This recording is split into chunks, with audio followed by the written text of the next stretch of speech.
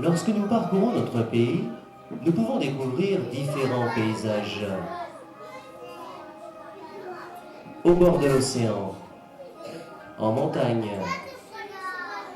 à l'intérieur des terres et au bord de la mer. Bien sûr, tous ces paysages vont changer au fil des saisons. Il y aura d'abord l'automne, puis l'hiver,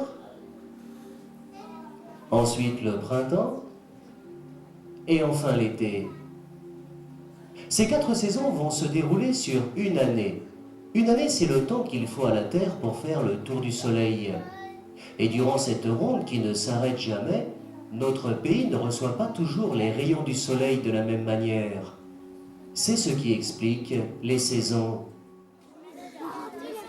Mardi, les enfants de l'école maternelle du Rombois et les CP de l'école de Villers se sont rendus à la maison de l'enfance.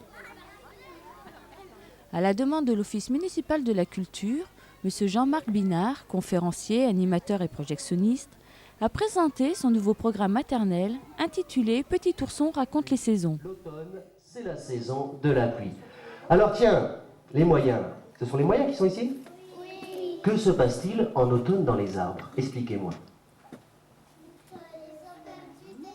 Et oui, les feuilles en automne dans les arbres, elles vont tomber. Et qu'est-ce qu'elles vont faire, les feuilles, juste avant de tomber? Oui, elles vont faner, c'est-à-dire elles vont changer de... Elles vont changer de couleur. Conçu par Planète Môme et tout spécialement pour de jeunes enfants, il s'attache à montrer la ronde des saisons. Ce spectacle audiovisuel permet à la fois la découverte de paysages et de forêts en automne, en hiver, au printemps et en été, la vie des animaux au fil des saisons, avec l'ours qui passe l'hiver au fond de sa tanière et l'écureuil qui reste actif toute l'année, et d'un animal mythique, l'ours. Et enfin, le rêve, avec un conte, Le rêve de Marine. Un spectacle très apprécié de tous. Un ours! Au secours! C'est la panique totale! Aide-moi vite, je prends feu!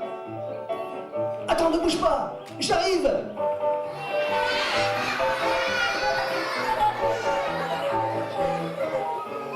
Ne panique pas, j'arrive!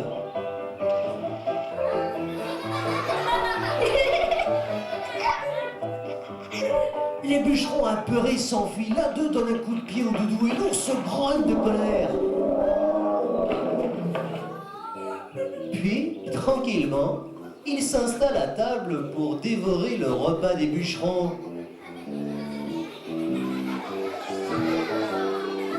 Car il sait qu'il doit être très gros pour pouvoir passer l'hiver sans se nourrir.